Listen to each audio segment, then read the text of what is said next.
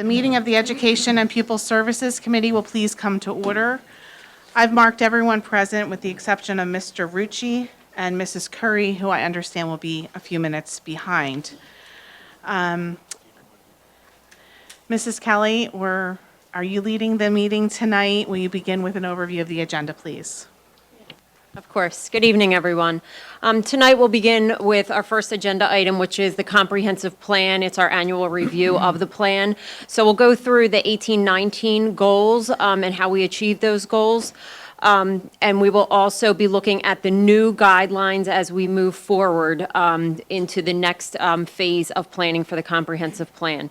We will also review the action research topics that the administration partakes in for the 1920 school year. The second item is the Flexible Instructional Day program.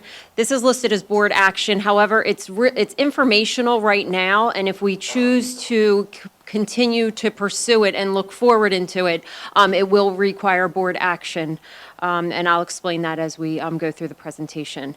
And then the final piece is our policy, the foreign exchange student policy, which is coming up again for our first reading after we went back and made some changes and revisions. So it'll be coming back forth. Okay. So the first item, the comprehensive plan, the update and future plan. So the comprehensive plan is used throughout the school district for guiding what we do day in and day out. And just recently, I would say in April of this year, we've been tying our agenda items to specific goals of the comprehensive plan. So we want to begin by presenting the goals as well as the steps that we are taking to reach those goals for the 18-19 school year and how we're going to reach them further in the 1920 school year. I'm going to turn it over to Mr. Manfrey, and Mr. Marshallak will be joining me, or Dr. Manfrey, sorry, okay. And Mr. Marshallak as we go through the items. As you can see by our next slide, the goal number one for the comprehensive plan is about establishing a positive school climate throughout the school district, a unified positive school climate. And we are going about that in a variety of ways. The next slide will list those ways.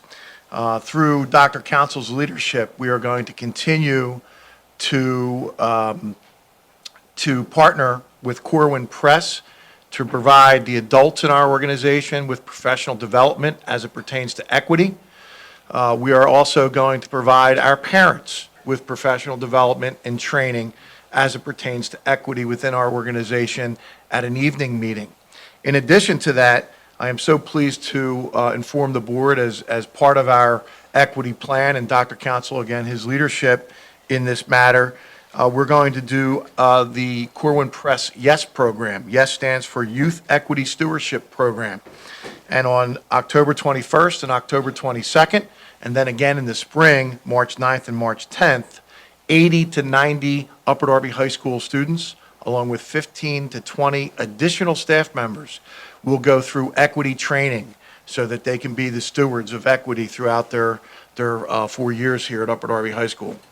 In addition to that, we're continuing to expand our branding campaign, a topic that's near and dear to all of our hearts. We were lucky enough to go on a tour, as maybe many of you saw on Channel 6 this afternoon with the superintendent. And it's interesting that the elementary schools and the middle schools have really embraced our new logo, our new Opportunity, Unity, and Excellence tagline, and our athletic program has been the beneficiary of new uniforms. The football field obviously has the new logo at the 50-yard line as well as the end zones. So we're excited about continuing to expand the branding campaign and move forward with that. Excuse me. Increased social media posts. I can't say enough about the work that Aranda Buford and Jason Taylor have done in regards to Facebook posts and Twitter posts, and all the positive energy that's coming from that is really uplifting and has really motivated us to continue to do great things. So just you can see from our social media posts the number of likes is increasing, the number of watches is increasing, and that's all good stuff. In addition, as far as safety and security is concerned, as you know, we were awarded a $2.2 million grant, and with that money, we're going to increase cameras at our school facilities, including TV monitor systems for our security officers to be monitoring, keyless entry systems, airlock systems here at the high school, both in the main lobby and in the gymnasium lobby, as well as providing our teachers and our staff with professional development in the area of safety and security. Restorative practices. On August 14th and August 15th, we had our administration and lead teachers, as well as some teachers that were identified by school principals, go through a restorative practices training. Unfortunately, I was out of town during that training, but I got the training on August 22nd, and I can tell you that the training was really, really phenomenal. The partnership that we have with the Institute, the International Institute for Restorative Practices, doesn't end, however, with the 14th and the 15th and the 22nd. We've also contracted with them through this grant to provide us with coaches, similar to the way that we did the coaching model with Neurologic and Lakeside. So we will have coaches. We will have restorative practices coaches working with our leaders, our educational leaders, as well as teachers who have been identified by the administration to work with those folks. We're going to have them at the secondary level, and we're going to have them at the elementary level, so we're real excited about that. And restorative practices is really about restoring relationships that have been in some way harmed or damaged through the actions of either the adult to the child, which happens occasionally, or the child to the adult. So we're excited about that. We're going to continue to, I mentioned Neurologic, we're continuing to expand our partnership with Lakeside. Janine Whaley and Nate and Jason are going to continue to work with Upper Darby School District as well as an additional coach. So all these things are kind of fitting nicely together like a puzzle coming together. Mr. Salerno talked about with the staff on the August 22nd training that restorative practices is like the actual belt, and PBIS and supportive relationships and those things are like the tools in that belt. And I really like that analogy. And that's the direction we're going in. And of course, as I just mentioned, we're going to continue with our positive behavior intervention systems. Goal number 2 focuses on effective instructional practices using model curriculum across all grade levels in all schools. And for goal number 2, the ways that we are reaching this is our new implementation of many new series throughout the school district using the grant money that we were awarded.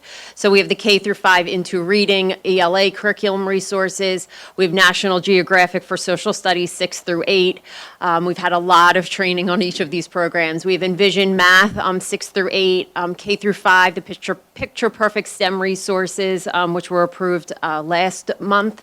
We're going to focus on the learning target trainings, which McKay Consulting had started last year. We're going to continue that work this year as well, using some of the grant money that we were awarded from the set-aside grant. And then we're also going to continue the learning walks and classroom observations. So administration last year was challenged with trying to get into 10 classrooms a week. And we've been really trying to get through as many classrooms as we can and really supporting the initiatives, especially this new year with all of these new resources coming in, the support that the teachers will need. So goal number 2 works around the model curriculum. Goal number 3 talks about common assessments and the support of the instructional coaches and supervisors. To be honest with you, goal number 2 would not be where it is right now without the coaches and the supervisors really pushing this and really being in the classrooms, helping and modeling the instruction for the teachers. Especially, I can't speak enough about the instructional coaches right now, really providing some excellent PD for the last few days for our teachers. So as we look at goal 3 with the student results, we're going to continue with the MAP assessments. Ames Web will now be administered. This was the replacement test from Dibbles. Dibbles is no longer available, so we had to move with the company, and now we're going to be branching off to Ames Web. And we've had training on that as well, and we'll continue the training throughout this school year. Like I said, the instructional coaches are providing model lessons in all the core areas. We've had PVOS training, and we'll continue the PVOS training for the administrators, which then the administrators take that information and roll it back out to the teachers so they understand the data that is tied to their evaluation system. And then all of the schools will continue the data meetings, and they're done K through 12. Goal number 4 is to address barriers that might be in the way of student learning. And again, with the overall goal of our students graduating from high school on time, becoming college and career ready. So a lot of the things that you heard in goal number 1 also you can see in goal number 4. One thing we changed this past year, excuse me, the high school multiple pathways, allowing students to have multiple options to graduate high school in a timely manner. With 21 credits to go on and choose their careers and continue their life and get on with their life. Trauma-informed care, a major initiative we started in the district last year, continuing that. Teaching our teachers what to be looking for in our students to have an open mind and to be addressing the students in a maybe a different way than if they did not know the background and what the students may have went through, the trauma they may have seen in their lives. PBIS, a major initiative we've had in the district for a very long time. We're going to continue to make that stronger and better to dovetail with the other opportunities and supports within our district to remove as many barriers as we can. Student services, this will cover special education, this will cover Section 504, or service agreements, social work services, counseling services, any type of support that you may or a student may need to overcome their barriers, whether it's transportation, whether it's other things that we need to support students to come to school and get to school on time, attendance, student attendance improvement plans, anything like that of that nature would be there to support students to overcome those barriers and address what's in their way of accessing a curriculum and learning here in the district. Equity training, Dr. Manfrey spoke about Dr. Council's work with the team, with equity training for all of our teachers and administrators, but now with our students becoming more involved, we're now trickling down that effort to our students who can then spread the word probably in a better way than we can as adults sometimes in our buildings. Youth Court, another major initiative we've rolled out in the past couple of years, which we've taken swing in our secondary schools, but now going down to our elementary schools. And restorative practices. Again, another tool or another means to address student services and support within our districts that can access what they need here in our district, and also to grow socially and emotionally and understand what they went through, what they may have done, and how to repair those relationships with either staff or other students as well, to again overcome that potential barrier for student learning.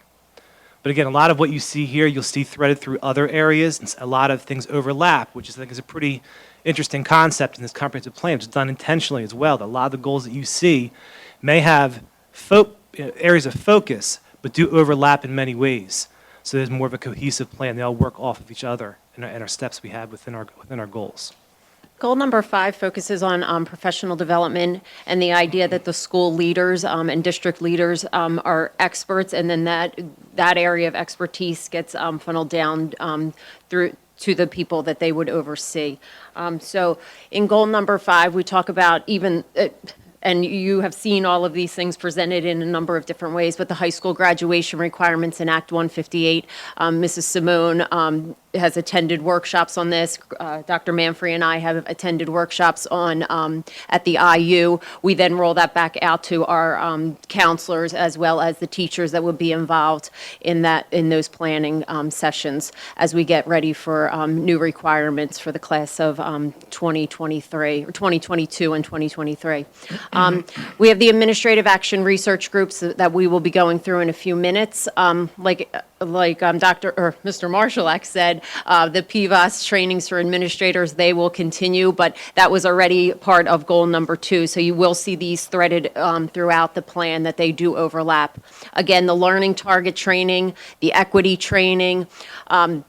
This year, when we built the professional development calendar, we heard feedback from the principals as well as teachers to have building days versus curriculum days so that there was not people pulled out of certain sessions. So we really divided the days, which have made things a little bit easier when we're building the professional development and planning for future professional development sessions.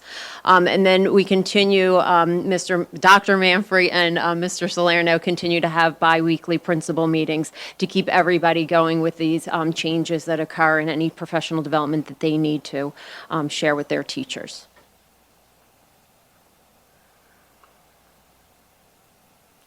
Goal number 6 is standard aligned curricula. Again, same thing. You saw this in goal 2. You saw it in goal 3, that will continue to improve instructional practices in the core areas as well as the special areas. We'll continue to revise and update the curriculum maps as we see needed. And then the learning walks will continue by district leaders as well as teacher evaluations. All of these are pieces of meeting the plan.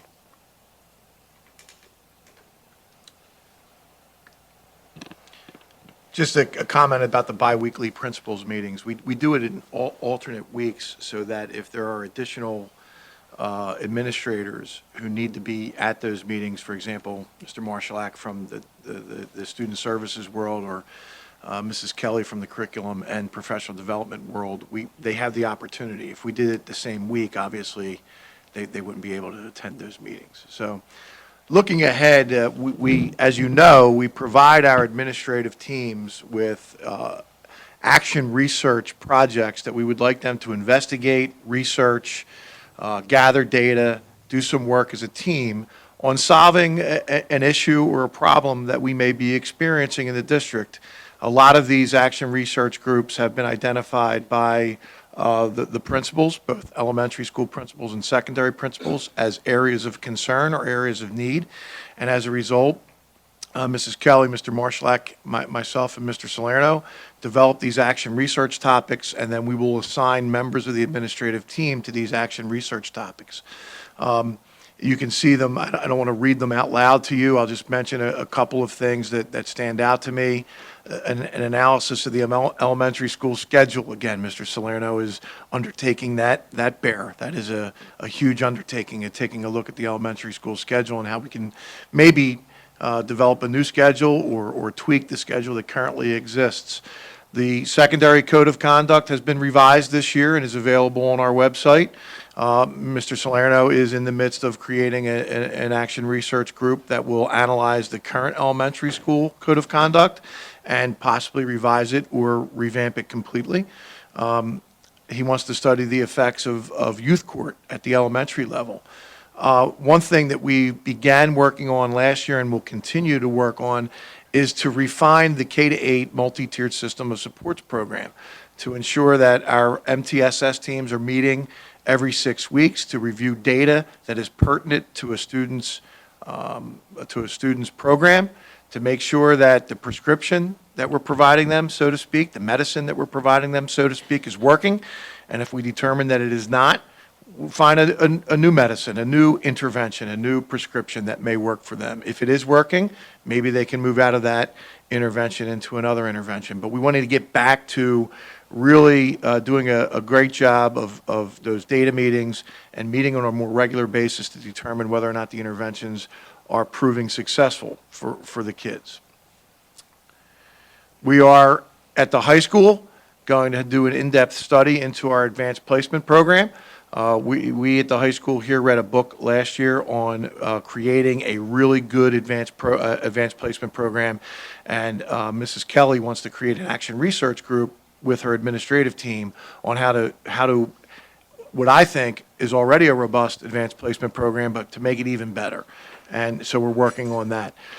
One thing that I think is going to be very interesting is, as a result of the 9th grade academy no longer here at Upper Darby High School, one of the great positives to that is that every single 9th grade student now, not just the students who have a history of performing at a high level academically, but all of our 9th grade students are going to get the regular English Language Arts program here and also research and writing. So every single kid in 9th grade will get the regular 9th grade English Language Arts as well as research and writing. In the past, that wasn't the case. What we want to do is we move the Keystone exam from 9th grade to 10th grade. in ELA, in literature. And we want to analyze the data over a 2-year period to determine whether or not that shift has made a difference in our writing scores and our literature scores. We want to analyze the restorative approach to discipline. We talk a lot about restoring relationships and not being as heavy-handed as maybe we have been in the past, trying to reduce suspensions through other means, through restoring relationships and a more restorative approach. We want to see, by analyzing the discipline data, whether or not we've reaped any benefit from that, if that action has been fruitful for us. Through the athletic program, we want to analyze and identify athletic facilities needs and equipment needs, in addition to creating a more robust communication plan between the middle school athletics program and the high school athletics program to really gain a sense of pride and belonging from our students at the middle school to have a goal to someday play here at Upper Darby High School, participate interscholastically here at Upper Darby High School. So those are just a few of the action research topics that we're going to be exploring next year. The building level administrators will also be providing their teachers with other action research projects that are specific to their building needs. So thank you.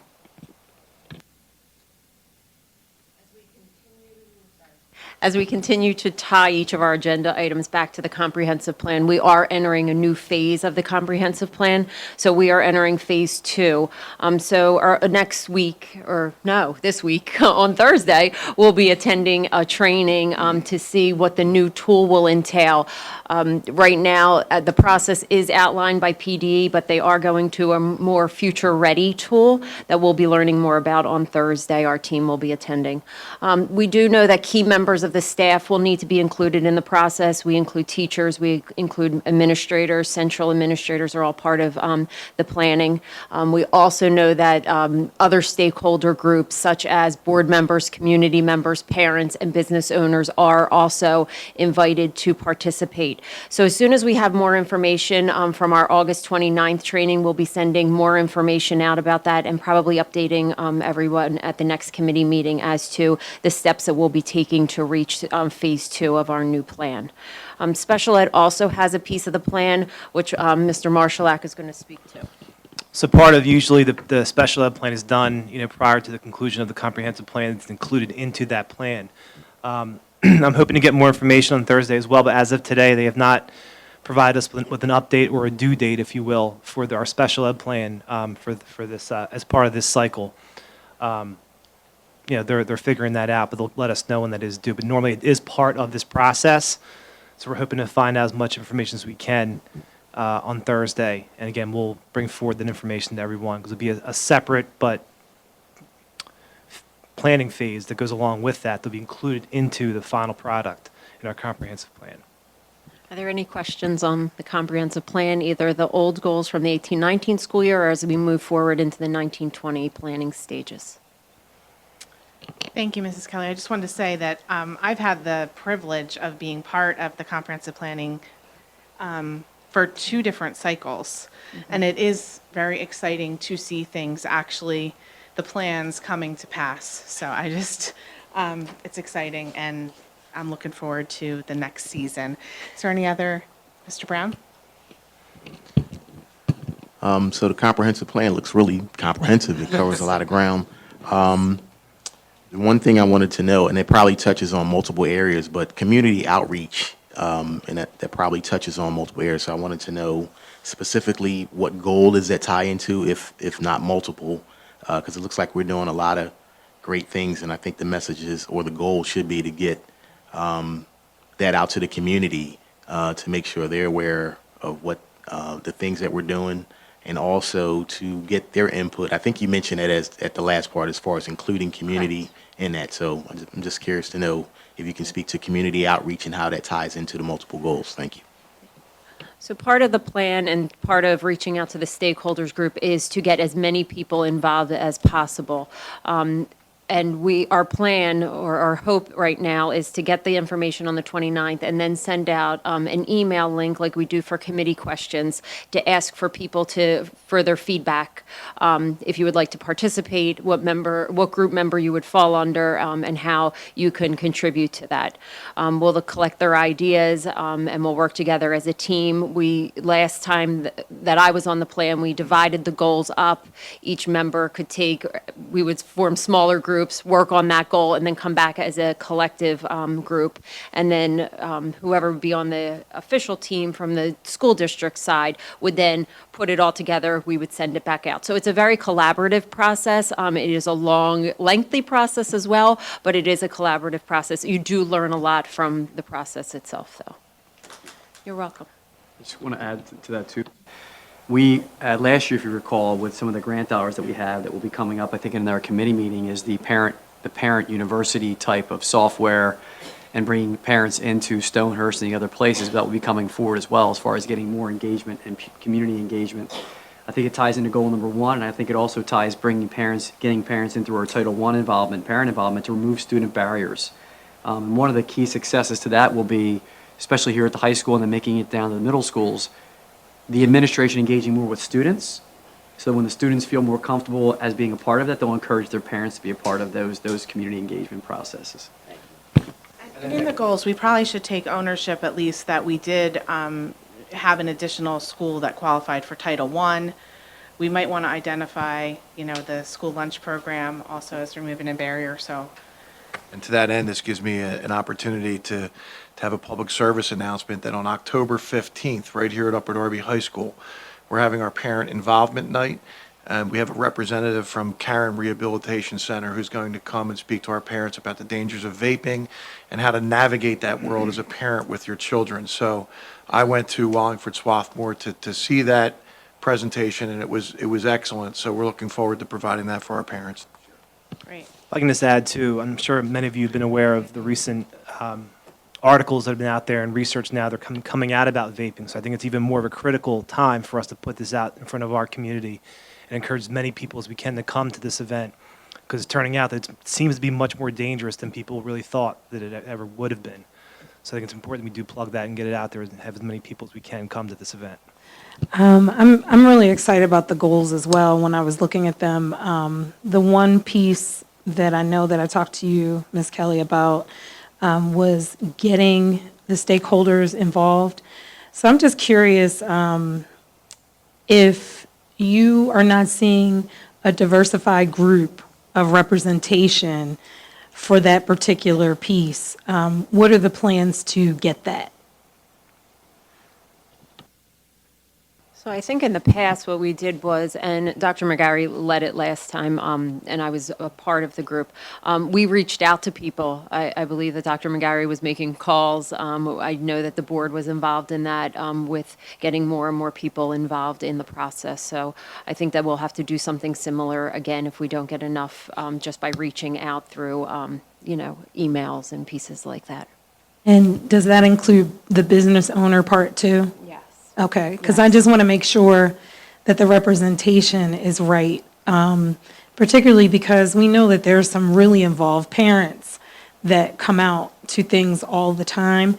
And I just wanted to make sure that, we talk about the engagement, and that's pretty much what we want to focus on, but how we are going to get those particular parents that might not, as much communication as we have, might still not know that this is going on. And so I just wanted to, see what the plan was for getting that diversified representation. And after we attend the training on August 29th, we'll have more of an idea of how many community members the team can hold, if they're going to spell that out differently this year than in years past. So we'll have more information, hopefully, as we move forward. You're welcome. Are there any other comments or questions from board members? Okay, so it looks like we can move along to agenda item number 2, the flexible instructional days. So agenda item number 2 is the flexible instructional day. The reason that it has board action and it's informational all at the same time is when we received this information in early August, and the timeline from PDE is a September 1st timeline to get the application turned around. So it doesn't give you much time. Also, with PDE, they specify that no later than September 30th, the board has to take action on this item, and we have to provide the resolution and official minutes of that meeting to PDE to have this approved. So that was the reason that this item was information, or is board action required, depending on how we want to proceed. The reason being, our timeline for having something approved would be at the next board meeting, and if we didn't bring the information forward right now, then we would be stuck in how we were going to proceed. So the flexible instructional day is Act 64, which talks about providing instruction to students when weather does not permit students to get to school for whatever reason, whether it be snow, a hurricane, whatever it may be. And part of the concern here with the application is, of course, the tight turnaround. If we're receiving the information in August, and by September 1st, you have to have an application to the state, it's a very quick turnaround. The other concerns that are there are that the special ed piece of it, which Mr. Marshallak is going to speak to, as well as the health services that have to be provided to students. You have to track attendance also, which we knew we would have to track attendance if we were going to push out information differently on a snow day. So the idea would be, on a snow day, when students couldn't get to school, they would be having school anyway. We would be pushing out the information through a learning management system, through another means of education. That whole entire plan would have to be submitted to PDE by the 1st, and then voted on and all submitted back to the state, showing that the board took action on the item.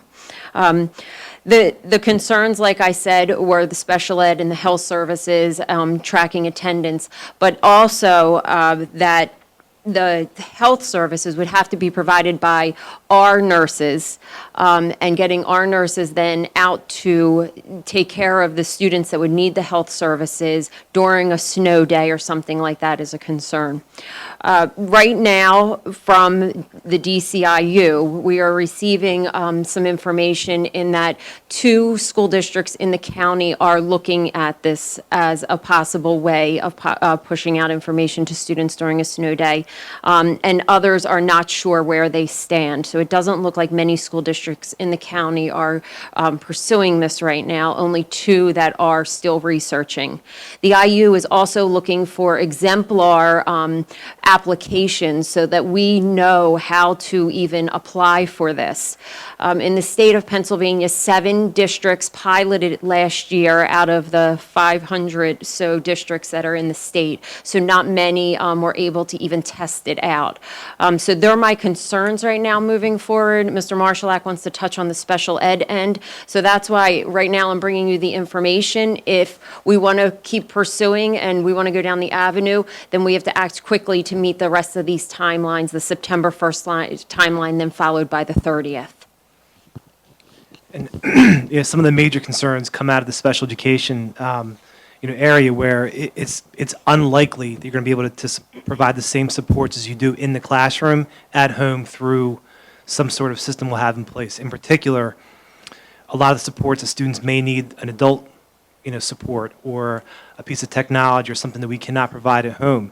The guidance from the department is to convene IEP meetings and discuss what would be potential modifications for flexible instructional days, which, again, can be contentious at times, and also it's not really appropriate in a lot of cases. So there's a lot of things that have to be really, thought through at a much greater level before we make a decision. I would definitely not recommend we move forward with this because of this reason in particular, because it would cause potential disputes and providing inappropriate supports at home for students who are in the greatest need.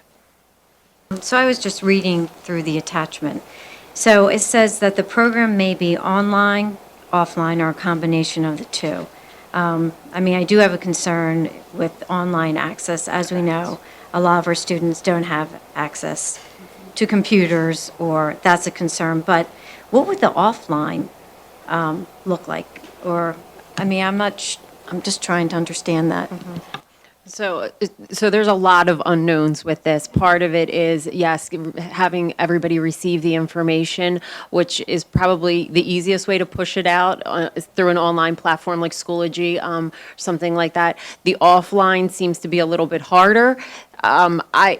To be honest with you, there's a lot of different pieces that are missing. They could do work study and ideas like that, but there were so many questions that were coming about through the application process that I think that's why people are really hesitant about moving forward. But I think to be clear, the offline would be packets and workbooks. So essentially, we'd be developing a packet to say, okay, it's a snow day, go and work on your math fluency facts, and we would count that as their work that's not being pushed out through a piece of technology. And I think what I'm hearing Ed say is, we're bringing this forward. As Christine is saying, there's not a lot of school districts who are actually pursuing it, and 7 only piloted. We don't want the board and the public to not have the option to hear about it, to say push forward with it anyway. Administratively, it sounds like what we're saying here at this point in time is it needs more vetting and more time and consideration. So, example of what Dr. McGarry brought up, let's say we did go with an offline tool and send a packet home. You have a student who requires special ed service, who's going to provide that service at home if it's offline? You have to have a teacher, a special professional providing that service. It just simply wouldn't work. It'd be very difficult to pull that off. In this assumption that students who need speech and language and occupational therapy and physical therapy, those students, we would be required to provide them with that same level of instruction as well, correct? That's correct, yes. A couple things. First, if the district decided to move forward with this, could we leverage our cyber program, and if so, how? And then the second thing that occurs to me with the potential loss of a facility is that in the business world, companies have long had contingency plans, and they've long had contingency sites. And I'm not saying, I'm not suggesting that we come up with our own contingency site, but if there's some way to leverage, say, if we could, I don't know, work out using an IU facility as a contingency site or something, because I'm thinking that this problem has parallels in other universes besides primary and secondary education. Thank you. So from the cyber perspective, the problem with leveraging our cyber academy currently is we have 500 licenses, and we have well over 12,000 students in Upper Darby School District, as you know. That said, we do have a plan in place for being able to use our online learning management system, our Schoology platform, K-12, to be able to mitigate that. So that's not really where we're running into the barrier.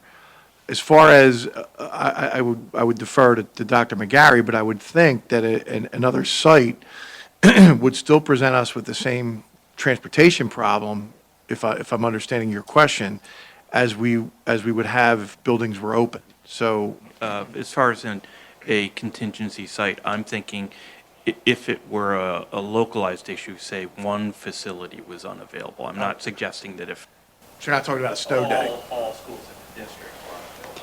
I think the other piece to the cyber aspect is that technically on a school day, teachers, when the schools are closed, the teachers are off, we'd have to work with the teachers union and process too. One of the other pieces that I think we're asking for more time to work this out, technically to your point of an online program or a cyber program, if the expectation in this community becomes on a school day, we are going to go down this path, that on a school day while you're not coming to school, our teachers and our services through an online platform provide those additional resources and supports through the online technology. We could maybe offset some of these. We might not be able to offset all of the special education issues or the other supports that would be there. But I don't know that we're there yet. We're working on an MOU with the teachers union teaching online classes as it exists. And to Dr. Manfrey's point, we're writing right now our own online courses so that we no longer have to rely on the fee that we're paying Pearson and those product that we're coordinating that with the teachers union as it is well, moving forward with K to 12, that we have students working on that. So that's our ultimate end game. Did they provide a report for the schools that piloted it and how it went and how they did not? But that's interesting. No, at this point, I was only told 7 schools piloted. Where they were in the state, I do not know at this point. So I'm very clear what some of the concerns are. I'm hearing you on that. What do we lose? Do we lose anything for not applying? Like, is there a loss? Is there something we're not gaining by not following through on the application and starting the process? Is there something like that? Well, it could start to affect the calendar. So if there were too many days that we couldn't get into school, then it could start to affect the calendar, which we would be pushing then further into June when we would be attending school, just like in any other year at this point. That's like any year, right? Correct. So nothing. Thank you. Yes and no. I think the issue becomes, too, I think there's parent pushback in a community when the students are off from school with current technology in certain school districts, and I think other teacher unions around the community, is that when his child is out of school for that day, they want some learning to happen still. And I think there's some teachers unions who have supported this, saying, we'll be there, we would rather not make up the time at the end of the year or give up a spring break. There's technology to allow us to push this out and have that happen to support these students at home versus, here in this community, maybe we should make up that time. To your point, and I think what this administrative team is saying is making up a day in June may not be as effective, however, educationally, as that beginning of the school year day that you're missing for a first and second, third graders. So it's complex in the sense that, are we losing the opportunity to push out information for students? And one of the things we may have to consider anyway is using our technology that we have in our K to 12 platform that we're looking to use on a snow day, regardless if it counts as a day, providing parents and the students work at home while they're there to keep their skills fresh, knowing full well that that's not going to count as a student day. We don't want to lose the educational time. That's the other piece of it. Is there any thought of potentially piloting it on a small scale just to kind of see how it would work for us and how to try to work out some of the issues? We did discuss that during one of our cabinet meetings, that we would start with the supervisors pushing out the information for the core content areas, with the idea that not every student could get to the information, but we do have the platform to do it, and that it wouldn't count for attendance and everything like that. But we would start that way to see how many students were accessing it and doing something on a snow day. Since we don't have a contingency or accommodations in place for like special ed, as you talked about, are we opening ourselves up to criticism if we push it out, and say we have this available when we really don't have it available for all students? I'm just curious. I mean, yeah, it would become a major issue if we offered it to some students and not all students because of their disability or IEP status or something like that. So that would be a major concern. Even as a pilot, I mean, is it? Well, I mean, that's something that we could think about and consider. But again, when we're looking at something like this, I think there's so many questions right now with this and so many things that have to be fine-tuned. I don't know that we want to go down that path just yet to really think it through more and have more guidance from the state. Could we, at the very least, get a report of the 3-year pilot program that ended at the end of this school year? I just, did look at the session notes, and it does seem like it was really pushed through very quickly in June and it had overwhelming support. So I'm just wondering, there has to be some sort of report on how it went in those 7 schools. So if we could try to get our hands on that as soon as possible. I'm sure the IU maybe even has it, because it seems like they're researching this further. Anyone else? If we don't apply this year, does that mean we can't apply somehow? I don't think so. We would then, further down the road, get the possibility of implementing it. Okay. So the concern that I have, of course, is for the special ed students, but the equity across the board for students who may not have availability to the internet when they're home. And let me just say, if you have a dish it doesn't work when that form of not cable, but it won't work. I'm just thinking when it snows, we have a heavy snow day, and those dishes that are on top that are supposed to provide service for you, if you don't have that, you won't have any internet connection. So we'll have a lot of students that won't have it just based on the availability of being able to log on. So that's a tough one too. And that's a big one. We have a pretty large district. So it would be, for me, it would be the inequitability of the special ed, of course, first and foremost, but the remainder of the students across the district, if they can't get to that online capacity, then it wouldn't be effective. So.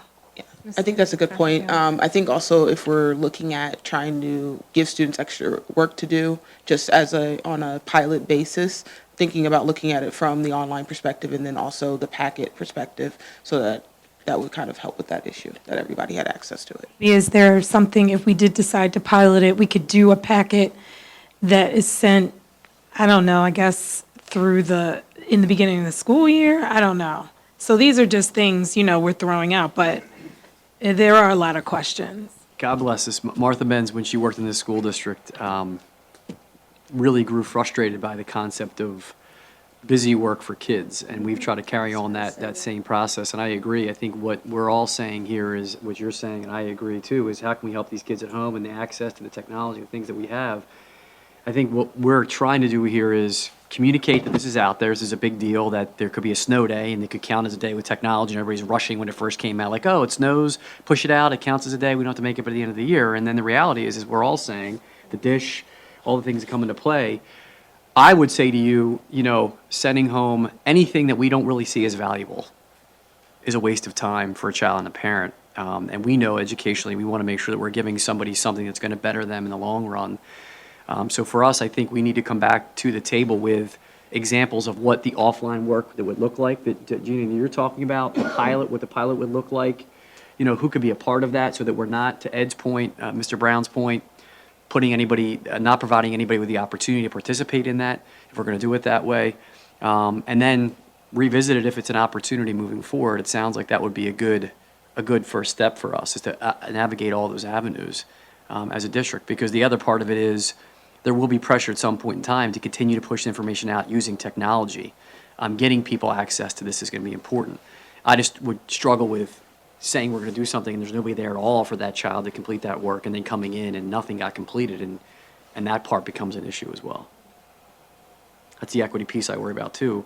Just like we're going through restorative practices, when a first grader is late to school, it's not necessarily the first grader's fault, right? There's other issues that come into play for us. So if that work or the packet didn't get completed, there might be other factors that come into play.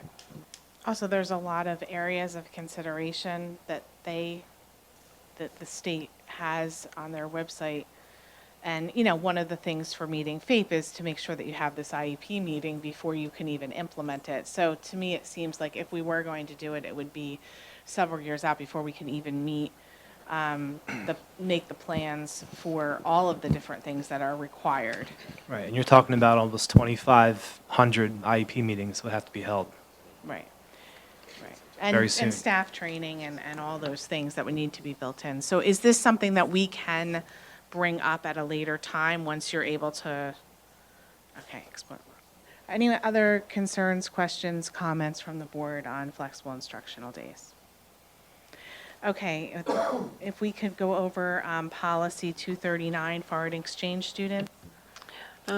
So policy 239, foreign exchange students, the policy was updated to include the guidelines for accepting foreign exchange students on a J-1 visa and in a group-sponsored exchange program. That language was changed from at the discretion of the superintendent. So that was the update that occurred on this policy.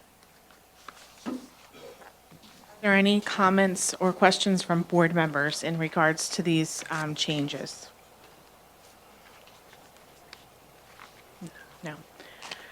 Okay, we're now at the portion of the meeting where we'll accept public comment on the agenda items that were presented. So if you'll come to the microphone, state your name and address for the record, and ask your question or comment in regards to the agenda items. Timothy Kelly, 730 Belfield Avenue. It's regards to agenda item number 1, the comprehensive plan. Guess in general, the plan that's listed online has indicators of effectiveness detailed. I guess generally, for example, for goal number 1, it talks about, there's 2 of them. One talks about surveys, interviews at multiple building sites, increased participation at parent forums. And then the second one is the uses the school safe data, or excuse me, safe school data, and has an offender rate. Are those indicators, are they still going to be in effect as far as measuring it? And then how are they communicated? Because I've been to a lot of these meetings, the committee meetings. I don't think I've ever seen a graph or anything, for example, the school or the offender. I don't think I've ever seen a graph or even a percentage ever displayed as far as this is the current offender rate. Now, certainly I've looked at the school safe data myself, and I know how I would calculate and how I display it, but I don't think I've ever seen that. And I've participated in a number of these meetings, other forums, so I just want to know how it's going to be communicated. If those are going to be the indicators, how are they going to be communicated either annually or quarterly or anything like that? So I'll jump in and answer that, and obviously, Greg, the work that you're doing, and Ed, and I know Frank is class, I think, are out tonight, the elementary level. But the indicators are public, as I'm sure you're talking about. Under the Safe Schools reporting, under the SPP, and now under the PA Ready Index, that data is made available publicly. Yeah. As far as the incidents, the number of incidents, the frequency, the types of incidents, that's made publicly available. The other data that you're talking about, the PVOS data and the other assessment data, we review that data. That'll be coming up again in the fall. Usually in October or November when it's released, we will review that data, we'll review the growth and the lack thereof of growth. You're correct. Last year, I think, is one of the years where we haven't come out with a number of suspensions and expulsion data. Normally, we do review the data. We do talk about that in a forum. So we can certainly come forward with Dr. Manfrey, who's been handling discipline in the school district, the number of incidents, the type of incidents, and the frequency. We can certainly bring that forward. It's already made public, so that's probably I have the data, where, and I have, as I said, I have my own trending. That's Yep. why I'm curious. Yep. If I was going to display that data, I would have displayed it in this type of graph to show that we're meeting our target or we're not meeting our target. But I can't say I've ever seen that. But again, doesn't Sure. mean it hasn't happened. But just this is how I would have done it. So. Yeah, and I would say that we're moving in a much more positive direction as far as our suspensions and expulsions are concerned. We're seeing a downward trend. That's why we're going through the restorative practice training. The incidents still in classroom behavior, I think we still have some concerns with incidents in the classrooms, like what we call tier 2, tier 3 type incidents. And that's really what I think becomes an issue for the district. And then we're being challenged, as you know, Mr. Kelly, we were on, I think it was Channel 6 or Channel 10 a year or two ago, that we were identified as one of the top school districts in the Commonwealth with over-suspending and expelling African-American students. We were interviewed, I think it was a year or two ago, it was on the news, and identified, and we had a public meeting on that very topic. So school discipline is a hot-button issue that you point out, and we're going to continue to work on improving that. That's why on the goals that you see, restorative practices, trauma-informed care, we're continuing to work as much as we can to reduce those incidents as much as possible. They are still concerns for us in the school district. Right. But also say, as far as quarterly reporting, for example, that's what I would want to see. Sure. Like Mr. Lee, Mr. Rogers kind of present on a quarterly basis. This is how we're doing. Here's the snapshot. Here's the 1 or 2 slides that our goal said this. This is how we're doing. This is what, and if you're not meeting the goal, this is what we're going to do course correct, or we're going to continue that same course. So I think that would be something if you could do that. Yeah, Again, as a data guy, the only difference there that Mr. Rogers and Mr. Grant, when you're talking about a budget and dollars, we're talking about human beings that are different from year to Sure. year, and cohorts are different, and incidents are different. So that's why it's kind of it's a different kind of comparison. But We can not just certainly- to say, I Sure. use that as an example because I have that data. But if I you're talking understand. about number of surveys, for example, all right, Sure. the survey, you have a 10% decrease. All right, show me then what Definitely. the survey results were. And, then, And 'cause parent that's immeasurable. participation and things Yeah, like that. so We'll those certainly are bring all that up. very measurable. So. Good point. I appreciate that. Thank you. Yep. Kate Smith, 4716 Cedar Lane. I just had a question about the action research. So research, of course, is always trying to answer a question. And the only observation that I would make about the action research in general, and it's been an issue, I would say, for a few cycles, is that it doesn't really spell out what question the district is seeking to answer. So it'll say, like, analyze schedules or analyze X, Y, or Z, but it doesn't really tell the community or anyone what exactly what you are seeking to solve or what the purpose of the research question is. So like the elementary school schedule, for example, what is the question, what is the thrust of the research or the question that you're seeking? Are you trying to find instructional minutes? Are you trying to, I think at one of the recent committee meetings, I forget what the program's called, Youth Court, something like that. But what is the goal? Is it to find time? So just, that's my observation with the action research. It's not really clear as a member of the public what the administration or the district is seeking to do via the mechanism of research. Thanks. Seeing none, we'll review the agenda at this point. Mrs. Kelly. So item number 1 was informational, the comprehensive plan, so no action is required. Item number 2 was informational. However, if we want to pursue and meet the deadlines of the September 1st and September 30th, then we would need board action to move that forward. Is the board interested in moving flexible instructional days forward? No. Okay, so I don't think we need to. That's right. And then number 3 was the policy for foreign exchange students, where board action is required to move it forward for a second reading. Okay, is everyone comfortable moving forward policy 239? Yes? Yes. Okay. All right, I'll adjourn the Education and People Services meeting. We'll take a 5-minute break. Thank you.